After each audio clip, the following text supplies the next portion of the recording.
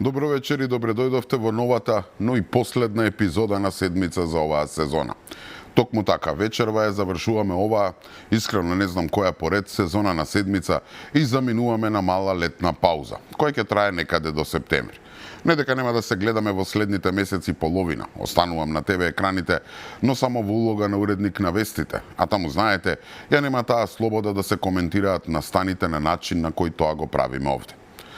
Ама вака така, истеравме некаде околу 40 на епизоди само од минатата есен до денес. Така што мислам дека на сите ќе ни дојде добро малку да се одмориме. Да наполниме батериите, да земеме здив, па и вие малку да се одморите од мене и моите коментари. Од септември не чека многу работа. Морам да ви се заблагодарам на довербата што ми ја дававте во текот на оваа сезона, на поддршката, но и на разните критики кои ги добивам често. Не сум толку суетен, така што знам да исцрпам издржана критика, да се поправам ако грешам, да се извинам. Но годинава, за прв пат после 8 години, откако ја правам емисијата, бога ми исцрпев и еден тон навреди и закани. Затоа тука сакам да отворам и да прокоментирам една појава или една состојба, не знам како да ја наречам, која на вистина многу ме загрижува. Станува збор за омразата која не има обземено буквално сите во последнава година. Како човек на човек да го гледа како волк. Имам чувство како секој секого да мрази. Нивото на комуникација меѓу луѓето, коментарите за општествените појави, посебно на социјалните мрежи, е толку ниско што ме запрепастува. Толку е зголемена нервозата кај некои луѓе, толку е зголемено нетрпението кон туѓото мислење, што повеќето не бираат веќе ниту повод ни прилика да нападнат други. И тоа со жестина и со речник кои ги надменуваат границите на пристојноста и преминуваат во чист безобразлук. И не само на социјалните мрежи. Нивото го спуштаат и на разноразните така наречени подкасти, кои никнуваат како печурки од секаде, од типот на инфомаксовци, Боки 13, Кавги и слично. Погледнете го речникот и однесувањето. На што личеше она јавно признание на една актерка дека на времето му била швалерка на еден екс-премиер? Ве молам, кажете ми што е тоа? Или настапот на онаа фигуретинка Фрчковски, што е толку самобендисан и мисли дека ни од Боган прате да не среди по негов терк, кој си дозволи 80% од македонците кои сме против уцените од Бугарија да не нарече патриоти со по 3 пива пред гранап. Зарем тоа е настап или речник на човек кој ете како што самиот се фали го пишувал првиот устав и беше министер за внатрешни и надворешни работи? Не, тоа е под секое ниво. Или оние двајца набрадосани кои се седнати онака на столчиња со микрофоните пред себе, со платформа оперирани од секакви правила и стандарди, изборуваат секакви глупоштини. Се однесуваат буквално како да се напиво пред гранап, па малку се поднапили и сега бистрат политика. Начинот на кој се обраќаат, речникот кој се користи е под секој ниво.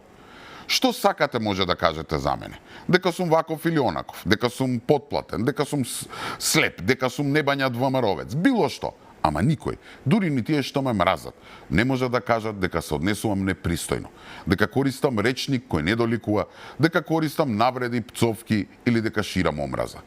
Да, критикувам, да, остар сум во критиките, но секогаш се обидувам да го задржам нивото. Така што воопшто не зборувам за нечија критика. Нормално е да се критикува луѓе. Зборувам за омразата, за големото незадоволство од се и се што, за поделеноста по секоја линија, етничка, партиска, полова, меѓуколегијална, по возраст, по се. Нема нешто некој да каже, нешто да се случи, па дури и позитивно, а да не биде дочекано со огромна доза на омраза, со пцовки и со закани. Буквално, како на вистина секој да гледа на другиот како што волк гледа на својот плен. Мислам дека би било излишно да ви кажувам примери. Доволно е да ги отворите социјалните мрежи, погледнете ги коментарите, или па тркнете до кафана, или ете на пиво пред кооперација и ќе видите што се случува. Имам чувство дека како луѓе сосема си имаме изгубено. И на се гледаме со огромна доза на омраза. Па дури како да ја изгубивме и смислата за хумор. Не дебатираме веќе за ставови, не разговараме за тоа како нештата да се поправат или да станат подобри. Не изразуваме издржана критика, туку едноставно само викаме и пцуеме по се и се што.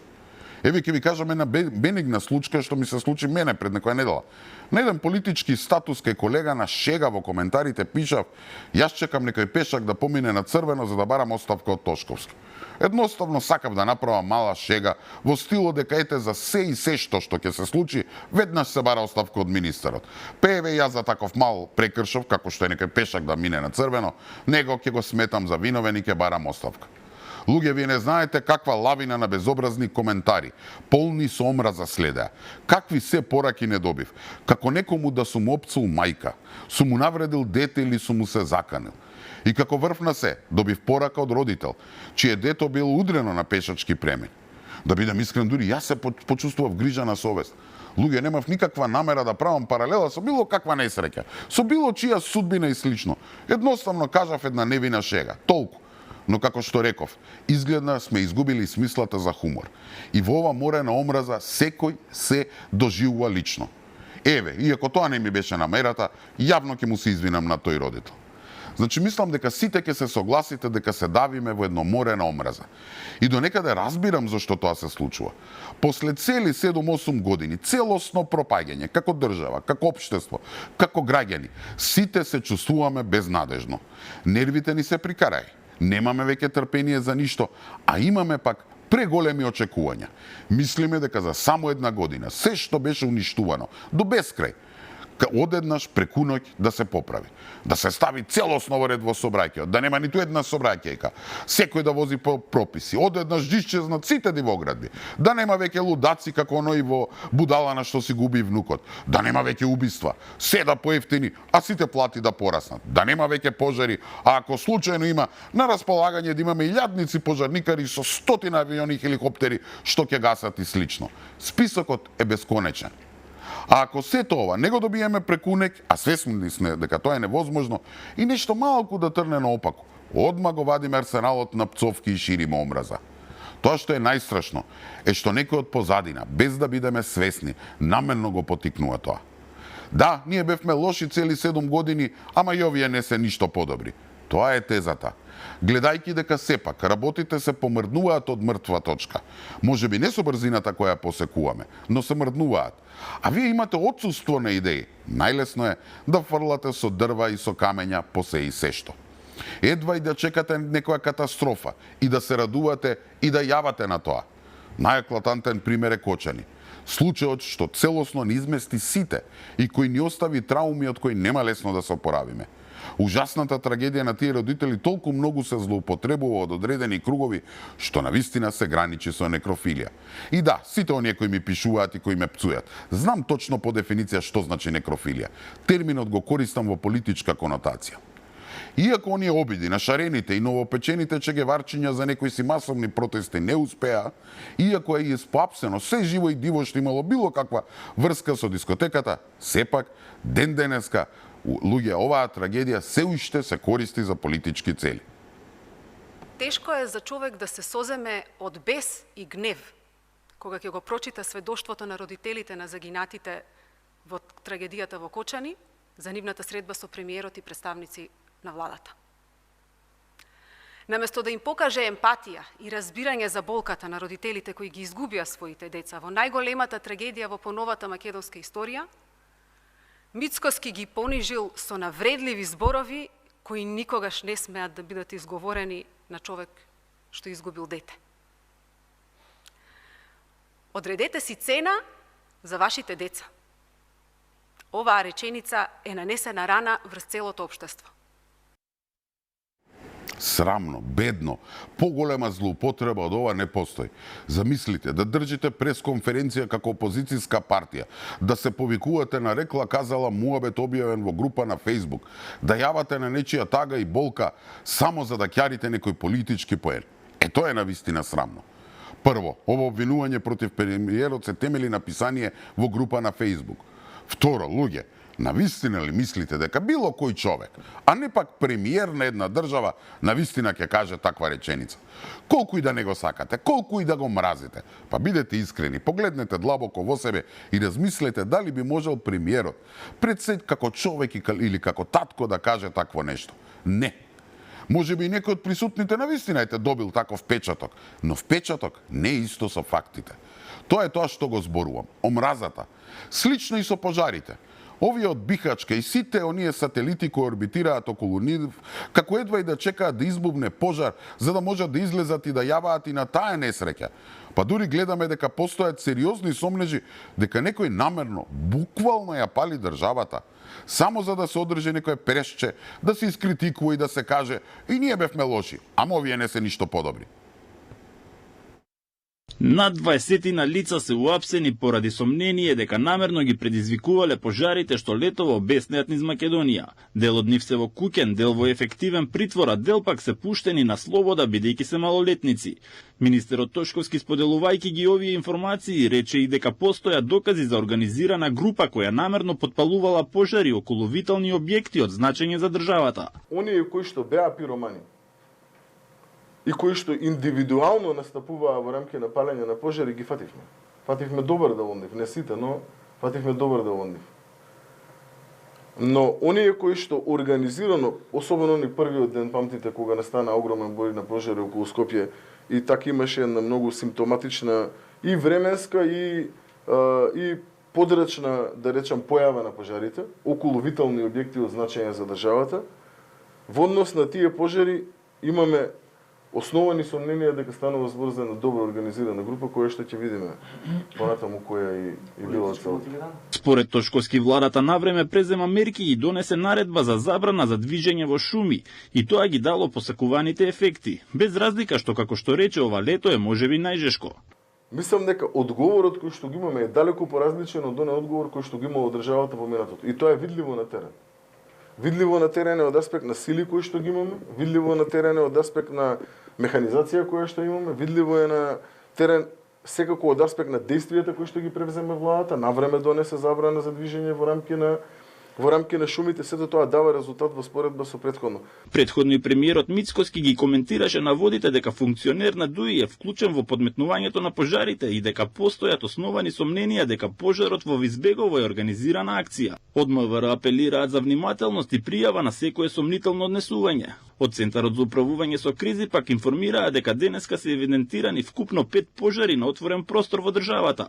Од нив 3 се активни, еден е ставен под контрола, а еден е целосно изгаснат. Да не ви се верува, како што реков, некој намерно, буквално ја подпалува државата само за да може да излезе на пресконференција и да кажува како тоа оваа власт не прави ништо различно од нив. Какова да е, луѓе, прв пат да има пожари во Македонија. Како досега никогаш ни една искра да немало, а не пак шумски пожар.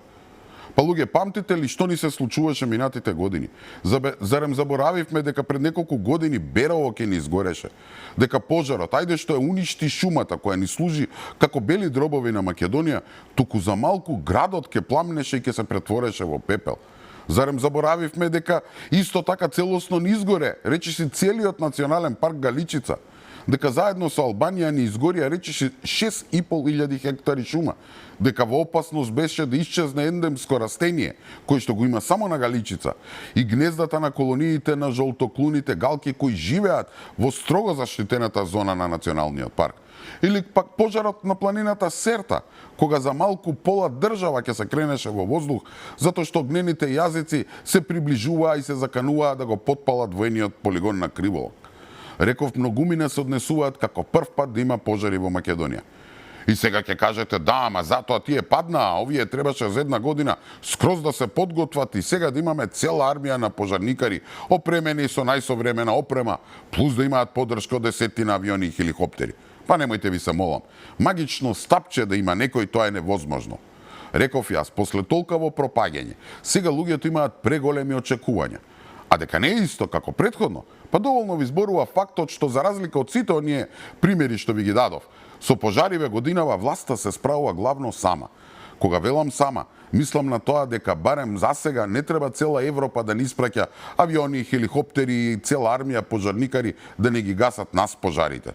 Памтите, нели Берово постхумно одликуваше словенечки пожарникар кој беше еден од најактивните во гаснењето на пожарите во Малешевијата, а кој потоа несреќно го загуби животот во сообраќајна несреќа. Значи не е исто. И ништо од ова не е случајно. Реков, гледајки дека оваа власт почна да ги менува полека работите, дека откако се беше срушено и девастирано, сега конечно почнуваме одново да градиме колку толку темелите, опозицијата и сета она армија на самопрогласени прогресивци, кои ги загубија позициите во општеството и кои останаа без денар по доаѓањето на Трамп, во својата безидејност не им останува ништо друго освен да шират омраза. Тие немаат идеја како да се оди напред. Тие не предлагаат решение за било што, да имаат ќе ги спроведаат дека беа на власт. Сега едноставно им останува да не поделат по секоја линија и да шират омраза. Ете, гледате, подготвени се да подметнуваат пожари, а гледаме дека се подготвени и без вода да го остават главниот град. Детската болница Козле остана без капка вода. Притисокот бил многу слаб неколку денови, а од утрото чешмите целосно се суви. Не станува збор за дефект со водоводната мрежа, бидејќи со ваков проблем последниот период се соочуваат жителите од повисокиот предел на Скопје.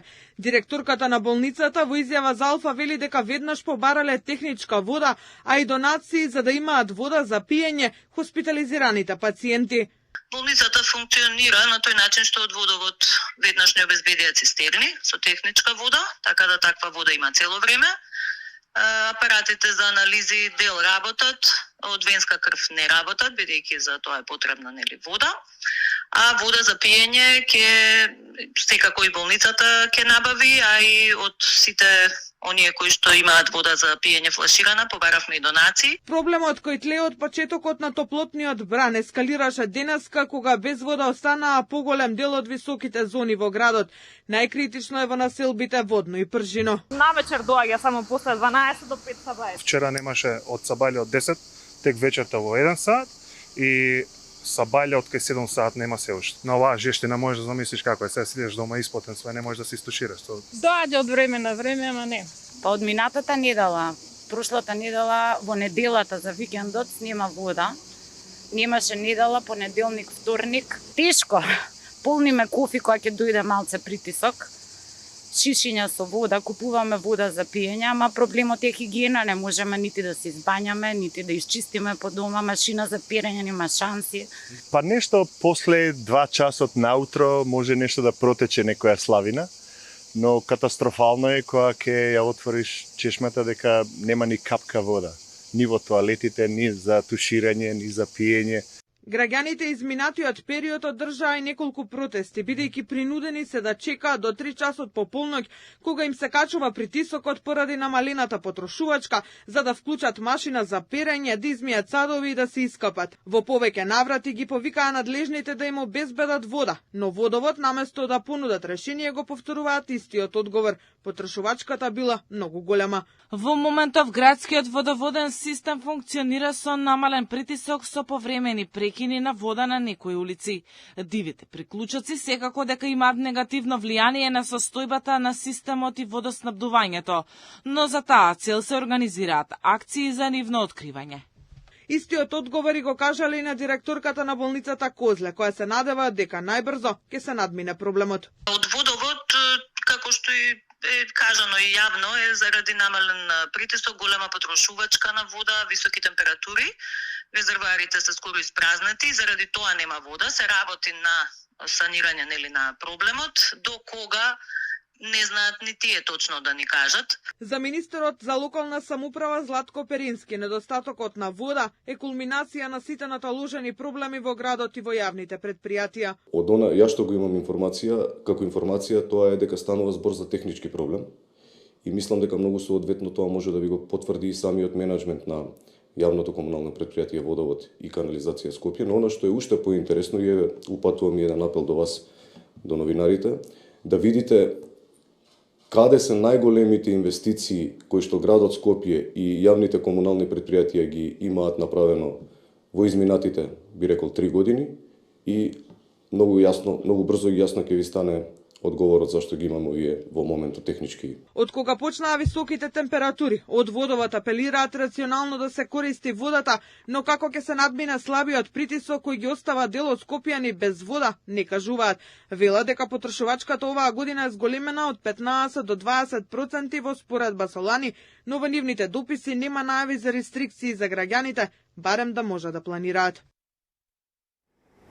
Во 21 век главен град во една европска земја нема вода. Болница за деца остана без вода. Не знам веќе што да кажам за оваа катастрофа што го снајде Скопје, за онаа личност што се одзива на титулата градоначалничка на Скопје. За прв пат во историјата на Скопје го остави главниот град без јавен превоз, а сега е на пат за прв пат во историјата да го остави главниот град без вода. Мислите, случајно е што на само пред неколку месеци, пред локалните избори, одеднаш Скопје се соочува со недостиг на вода? Сакате да ми кажете дека за само една година се изградиле толку многу дивоградби, дека се појавиле толку многу диви приклучоци, се направиле толку многу базени, толку многу вода трошиме, што сега на 3 месеци пред избори одеднаш снемува вода. Па немојте ви се молам. Треба да сте многу наивни за да верувате во оваа приказна. И како што гледате, упорно градските власти не нудат некој решение, туку ги обвинуваат скопјани дека трошеле премногу вода, па затоа снемува. Или пак дека водата ете ни ја пијат дивоградбите.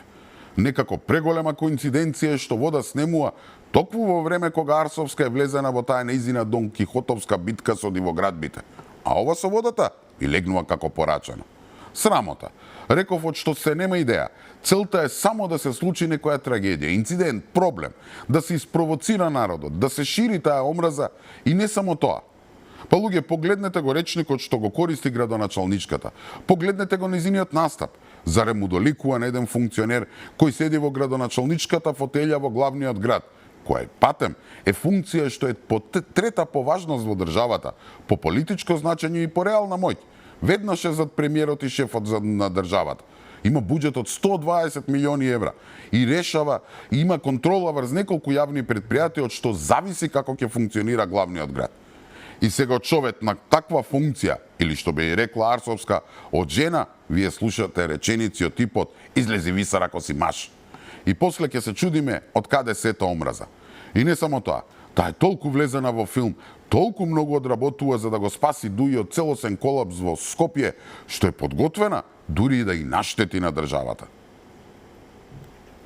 Ниту потврда, ниту демант од град Скопје дека нападот врз градоначалничката Данила Арсовска бил поради нејзиното наводно бугарско државјанство, како што тврдат бугарските политичари. Иако бугарите веќе неколку дена лиферуваат информации дека физичката пресметка била поради тоа што Арсовска имала бугарска самосвест, таа молчи и не излегува во јавноста да демантира. Овој молк Софија го користи за лажно да покаже дека во Македонија има говор на омраза кон бугарите, кој ете завршува и со физички напади. Имајќи го предвид искуството во минатото, случајот може да се појави и во некој иден извештај за Македонија, како тие со Пендиков и Георгиевски. Додека Арсовска молчи, бугарите земаат сила, па така се огласи и председателот на Комисијата за европски прашања во бугарското собрание. Данела Арсовска с български паспорт беше пребита жестоко в болница с заплахи за изнасилване, за убийство на семейството и само защото е българка. Искам да ви кажа, че това е абсолютно недопустимо. Тази ексцесија, агресија веќе просто премина всякакви граници. Неговата реакција следи откако контроверзниот европратеник Андреј Ковачев веднаш по нападот обвини дека Арсовска била нападната бидејќи била бугарска државјанка и дека веднаш требало да й се обезбеди правна, конзуларна и морална заштита. Ова е уште еден случај на насилство, вознемирување и јавен линч врз бугарски државјани кои имаат високи јавни функции и бугарско државјанство врз основа на докажано бугарско потекло, само затоа што се изјасниле како бугари. И покрај ваквиот притисок од Бугарија, Арсовска во ретките јавни настапи надвор од нејзиниот Facebook профил не одговара директно ниту за тоа дали поседува бугарски пасош. Данела била бугарски државјанин. Го носиш ли госпоѓа Арсовска пасошот? Знае многу добро Панче Тошковски дека јас сум македонка, меѓутоа јас не можам да го променам фактот дека мајка ми е чехиња. Јас имам чешко државјанство од раѓање. Ама бугарско дали имате? Ама сега Андреј Ковачев му е другар на Мицковски. Ти еден ден се викаат Лавот и Глучецот, друг ден се викаат Војводо Сердаре. Инакој пред да стане градоначалничка, за Арсовска имаше обвинувања дека поседува бугарско државјанство, но таа негираше. Градоначалничката беше физички нападната пред 4 дена, додека објавуваше нов случај со дивоградба на Битпазар. Токму така, се зборува, само не тоа што треба. Еве, помина цела недела од кога бугарите во нивни стил треснаа дека Арсовска била нападната само заради низината бугарска самосвест, тај упорно не демантира. Да, се врти од шуплја во празно зборува, ама директен демант дека нападот врз неа нема никаква врска со Бугарија, не сме чуле. И тука темата воопшто не е дали има или нема бугарско државјанство. Темата е дали ќе демантира дека нападот нема било каква врска со Бугарија. И не знам што упорно ни зборува за незиното чешко државјанство. Па кој ја прашува за тоа? Кој тоа го спори? Тоа што очекуваме од неа е јавно, јасно и гласно да се огради од обвинувањата дека била нападната затоа што била наводно бугарка. Не мора ни зборете да кажува за државјанството. Луѓе, еве нека биде се во право. Еве нека биде дека сите дивоградби во чајник на за само 1 година. Еве нека биде дека е жртва на криминалци. Еве нека биде дека власта ги штити тие криминалци. Еве нека биде дека била нападната само затоа што е жена. Се ова нека биде. Ама да молчи и да дозволува. Нова нејзино шоу, да ќеруваат бугарине, навистина е срамно. Не се зафркавам. Како што се трнати работите со Бугарија, ништо чудно да очекуваме наскоро во некој си таму извештај на некоја си организација за малцинства. Или не да Боже во некој извештај на Европската Унија, овој случај да се појави како прекршување на малцински права или насилство од омраза кон бугарите во Македонија. Ама може би па ова внимание што го добива од бугарите годи, па може би и посакува да се појави во некој извештај, без разлика што со тоа и штети на Македонија. Без никаква причина или повод. Гледате сега колку се очајни и до некаде ги разбирам. Очајни се од резултатите од првата година на новата влада. Очајни се од нивните резултати на економски план, во надворешната политика, прецеете во односите со Бугарија. Очајни се од анкетите кои покажуваат дека опозицијата тоне побрзо од Титаник. Оставите ги оние глупости што ги стресе лидерот на СДСМ Филипче пред некој ден. Популарноста на власта паѓала, ама тоа не се покажувало во анкети. Многу ме интересира како тоа една партија гради стратегија потпирајќи се на верување дека рейтингот на другата партија паѓал, ама тоа не се гледало во мерењата на јавното мислење. Па немојте ви се молам, каде се покажува? Кај вас на Бихачка? Значи не да се очајни, туку не знам. Единствено во што не се очајни е во ширењето на омраза и во одржувањето на таа ботовска мрежа која предизвикува општествени поделби, јазови, поделба меѓу граѓаните. Реков, тие посакуваат да се гледаме сите преку нишан. Секој на секого да гледа со очи на крволочен волк. Ние како граѓани мораме ова да го видиме и силно да се спротиставиме. Еве моментот е сега, на локалните избори. Сите кои мислат добро на државата, ова е добар момент да се преиспитаат одлуките, но и да се препознае потенцијалот кој може да ја води оваа држава, а кој само сака да се дограби до власта без идеја како да се оди напред, туку само како да се наполнат джебовите. Па погледнете само со каква безидејност влегуваат во битката за главниот град. Орце Георгиевски и Каја Шукова ќе ги кршат копијата за градоначалничкото столче во Скопје. Двајцата главни кандидати на ВМРО ДПМН и на СДСМ со различен политички бекграунд ќе бараат довербата од скопјани. Орце Георгиевски е прв човек на кисела вода и долгогодишен кадар на ВМРО ДПМН. Важи за еден од најпопуларните градоначалници кој ужива голема доверба од граѓаните во кисела вода, каде изминативе 4 години исполни голем број проекти или како што посочува 95% од ветеното. Има конкретно локално искуство, веќе работел на урбани проекти во општината и тврди дека може да ја пренесе таа енергија на ниво на цел град. Георгиевски ветува крупни проекти, воведување градски воз, трамвајска мрежа и модерни еколошки автобуси, најгорчливиот проблем на скопјани. Програмата најави дека ќе ја пишува овие денови на средби заедно со граѓаните. Без толеранција и милост за загадувачите во Скопје, решение за кучињата скитници во градот и мерки за поддршка на граѓаните преку субвенции за алтернативни горива и нови системи за грејење се дел од идеите на Георгиевски кои се очекува да се најдат во неговата програма. Ова што се случува пак особено последниве неколку години е катастрофа за сите нас како жители на главниот град, што значи дека како што ќе ја креираме програмата, така ќе бидат и пренесувани идеите во јавноста, концептот со кој што ќе настапиме, детално ќе има разработка и со финансиски импликации, колку ќе чинат тие проекти, рок на реализација, онака како што настапив и во општината Кисела Вода. Од друга страна е Каја Шукова, актуелната подпредседателка на СДСМ и поранешна министерка за животна средина. Мандатот Шукова го помина без некакви видливи промени во однос на екологијата и зачувувањето на животната средина. Шукова јавноста е памети кога пропадна тендерот за изградбата на ХЕЦ Чебрен. Македонија до ден денеска не дозна која била причината и зошто грчката компанија Архиродон не ја продолжи банкарската гаранција со што падна во вода оптимизмот на тогашната влада за изградба на хидроцентралата. Екс-министерката молчеше и за загадувањето на заштитната зона околу изворот Рашче која го обезбедува Скопје со вода за пиење. А јавноста се сеќава и на несогласувањата во владата за спојување на концесиите на рудникот Илови за Штука, каде клучна улога имаше министерството со кое раководеше Шукова. Сега ветува дека Скопје ќе биде град за луѓето, чист, уреден, сообраќајно среден, зелен и безбеден, град со кој сите ќе се гордееле, дом на сите, а не пазар за интереси. Да го исчистиме Скопје и да правиме функционални предпријатија за управување со отпад. Да направиме конкретен план и постигнеме резултати за чист воздух и чиста животна средина. Ова се моите први приоритети, областите во кои што имам најмногу искуство и знаење. Да го обновиме јавниот превоз и да создадеме град во кој може да се стигне навреме и без нервози. Да го запреме урбанистичкиот хаос и да ја вратиме контролата на граѓаните врз урбанизмот. Тој што ќе ја преземе работата од Данила Арсовска, факт е дека ќе има полни раце работа. На наталожените проблеми во градот од оваа година недостатокот на вода ќе биде приоритет за решавање на идниот градоначалник. Блокирани јавни предпријатија, сообраќајни гужви, нечист град.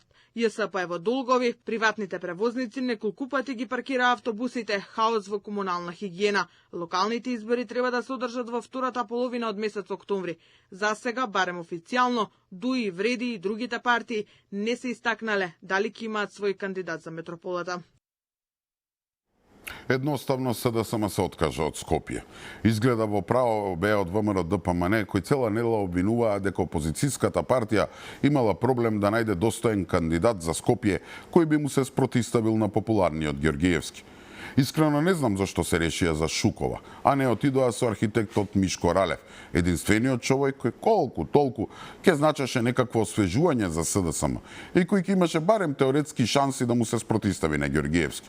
Едни велат дека тој ги одбил затоа што бил свесен дека СДСМ нема шанси да го добие Скопје, други велат дека тој бил подготвен да прифати, ама па сепак на крајот Филипче не сакал да оди со кандидат кој не е во наводници од семејството и кој не е под негова целосна контрола.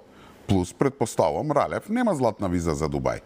Замислете да одеа со сериозен кандидат кој иако ја изгубеше трката за Скопје, ќе се наметнеше како освежување и како некој што би можел да биде сериозна замена за актуелното безидејно раководство на СДСМ. Некој што за разлика од Филипчи компанија не би ја користел партијата само за да се заштити богатството на Заеви и остала компанија. Затоа реков СДСМ посе изгледа се откажа од Скопје. Искрена, Шукова не може да понуди ништо ново. Зарем некој очекува некаква промена, некаква идеја од човек што бил министер во таа влада? Тешко. Еве јас како скопјанец, иако не сум роден тука и дел од детството го мина во странство, сепак поголемиот дел од животот го имам поминато во Скопје. Имам километража во автобус, во кола, пешки, имам скинато еден тон патеки по скопските улици. Тука ми растат децата. Да, понекогаш ми е прекуглава, смачено ми од сите проблеми што ги има, но си го сакам. И после онаа ужасна грешка, наречена Арсовска, за која јавно ви имам веќе признаено дека ете и јас сум делумно виновен што стана градоначалницка, сега конечно со градот сакам да раководи човек што знае како. Скопје имаше секакви градоначалници, и ВМРО-вци, и СДСМ-овци, и демек независни. И не сите беа исти, но мислам дека секој на свој начин остави некаков белег. Еден ја направи Дрисла, друг го проби патот кон аеродром, еден ја среди Водњанска, па го средуваа Калето, го направија кружниот тек кај Саемот, ја проширија Илинденска, го подсредија камениот мост, го реновираа плоштад од Македонија и слично. Значи секој остави некаков белег, освен актуелната градоначалничка. И сега, после таква непогода, Една таква несреќа, како што беше Арсовска, СДСМ како замена на таква неспособност ни ја нуди Шукова. Искрено мислам дека со нејзината кандидатура СДСМ само потврдува дека немаат намера да се откажат од погубната политика што ја водеше таа партија во изминатите 7 години. Политика креирана од Заев, политика во која учествуваше и Филипче, ајте и Шукова како министер. Затоа на овие избори не очекувајте од нив некаква идеја, некаков проект, некаква промена. Очекувајте само уште поголема поделба, уште поголема омраза. Само тоа им останало. Да не поделат до степен секој секого да мразе.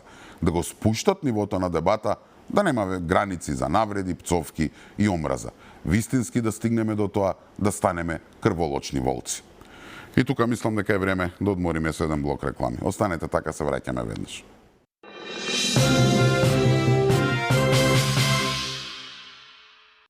Добре дојдовте назад. Еве сме при крајот и на оваа епизода на седмица. Нели тука на крајот имам уште некоја минута да коментираме некоја тема што не сме стигнале во првиот дел. Таму зборував за омразата, зборував за тоа дека сакаат да не поделат по секоја линија. Но не стигнав да ги прокоментирам тие што цели 2 децени јаваат токму на таа поделба, само за да се ги наполнат џебовите. Мислам дека сите знаете кои се. На Ахмити и Дуј почна да им пречи Охридско лето. Им сметало што на овој меѓународен фестивал со 65 годишна традиција немало доволно албанци и покрај тоа што на отварањето на фестивалот единствен висок гостин од странска држава беше претседателот на Албанија. Тоа за нив било иронично и не било доволно за да организаторите размислат за вклучување на албанскиот јазик и култура во програмата. Иако секоја година, па така и ова, на фестивалот гостуваат и го отвараат уметници од странство, интегративците на Ахмети токму сега најдоа ново бојно поле за да вршат политички притисоци. Негодуваат зошто немало моменти од албанската култура, ниту уметници албанци во официјалната програма. Официјалната програма на Охридско лето вклучува концерти, театарски представи и специјални вечери посветени на европските култури, но нема ниту една музичка, театарска или изложбена активност која го представува богатото албанско културно наследство. Овој културен молк е сам по себе порака за исклучување и доказ дека односот кон албанската култура во државните институции е маргинализирачка, а не представничка. Инаку, фестивалот никогаш не го отварале уметници од Македонија, па така и оваа година официјалното отварање започна со пианистка и диригентот САД и оркестрот на Македонската филхармонија. И не е само отварањето, и не е само оваа година. На фестивалот ќе има австријска, италијанска, чешка, грчка, хрватска и холандска вечер, а актери ни доаѓаат од Турција, Германија и Полска. Лани фестивалот го отвори диригентот Ерусалим, а програмата беше исто така интернационална, но тоа не ги спречува дуи да ги повикуваат владата, Министерството за култура и раководството на фестивалот да дадат одговори, а истовремено да сносат одговорност зошто албанската зедница, ете според нив, не била представена на Охридско лето.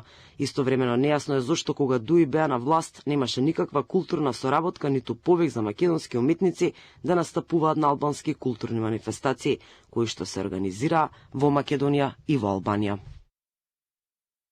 И само еден ден по ова, повторно излегува со соопштение да се жалат дека на некоја си пресконференција на еден од министрите, искрено не ми текнува кој даваше отчет за сработеното, они обвинија не се користел албанскиот јазик и немало албански обележја, што било дискриминација за албанците. Значи и од Дуи да е, премногу е веќе. Ова веќе не се трпи. Што сакаат и дома кога се карам со децата да имам до мене преведувач кој ќе преведува на албански? Навистина доста веќе. Како што гледам во оваа наша Македонија, сите демек може да бидат националисти, албанци, грци, бугари и кои се не. Само ние македонците не смееме да писнеме. Демек сега по доаѓањето на новата власт, како држава сме паднале во македонска националистичка темнина, како што напише еден колумнист албанец. Чекајте бе малку. А тоа што цели 2 декади цела држава беше заложник на етнички национализам предводен од Дуи, тоа никому ништо, така? Кога поставува услови дека мора албанци да има во владата, инаку ќе има војна. Тоа е борба за права, а не национализам. Кога си ставија премиер албанец со политички договор, без да се излезе на избори, тоа беше символ на еднаквост, нели? Тоа што имавме министри кои на пресконференции изборуваа само на албански, тоа што беше? Па луѓе, не имавме министер кој воопшто не знаеше македонски, ни се обраќаше или на албански или на англиски. Тоа Значи во време на СДСМ и ДУИ, ние бевме сведоци на создавање на политички систем, на еден етнички монопол, каде што представници на едно малцинство, и тоа длабоко корумпирани представници, раководеа со државата. Иако на почетокот имаше некаков етнички баланс, во последните години клучните ресори се беше во рацете на тие представници на една етничка заедница. Па само земете го примерот за надворешни работи. Не треба да ви објаснувам колкава штета на македонците им направи Османи со прифаќањето на францускиот предлог и тоа фамозните протоколи. И сега, ако после толку години, кога македонците ќе кажат доста е, кога ќе пружат свој виден идентитетски отпор, тогаш што е македонски национализам што бил неприфатлив? И тој отпор не е толку насочен кон албанците, таму само бараме враќање на балансот што постои. Туку тој отпор е повеќе кон бугарите, отпор од нападите за да го заштитиме јазикот, идентитетот, културата и историјата. Тоа што Македонија тапка во место на патот кон Европа, тоа што сме стално под силен притисок да менуваме устав, име, историја, што све не, изгледа не е доволно понижување, па сега уште фали ДУИ да ни држи лекции да не обвинуваат за национализам. Според нив, сите може да кажат нешто, само македонецот треба да молчи. Па луѓе, ние сме единствена држава во Европа која мора да се правда, да си го правда сопственото име, да се докажува каков јазик говори, каков народ живее тука, каква култура има. И не само да се правда, туку од нас се бара па на тие полињи да правиме компромис. Нема веќе како досега. И искрено, ич не ми е гајле дали на Ахмети му смета што нема албанско знаме на Охридско лето, ич не ми е гајле дали некој министер ќе има превод на албански јазик. И ако сакате наречете ме националист. Ама следен пат кога ќе се буните дека ние македонците сме националисти, трнете од сопствениот дор. Затоа што според вашата логика, ниеден национализам не е опасен. Не е опасен тој на ДУИ, не е опасен тој на Грција, не е опасен тој на Бугарија. Па еве не е опасен ни европскиот, оној што го видовме за гласањето на Европскиот парламент. Опасен е само македонскиот. Не може веќе така. Таа приказна заврши. И тука мислам дека е веќе време да ја завршиме и оваа епизода на седмица. Како што ви најавив, ова е последна епизода за оваа сезона. Одиме на летна пауза. Повторно сакам да ви се заблагодарам на довербата и на гледаноста, на поддршката, па и на критиките. Без нив нема да можам да ја правам оваа емисија. Се надевам дека оправда вашата доверба и дека малку од малку правам работите да ви бидат појасни. Со Господ напред. Се гледаме за некој месец, во исто време, на исто место. Имајте пријатна вечер и пријатно лето.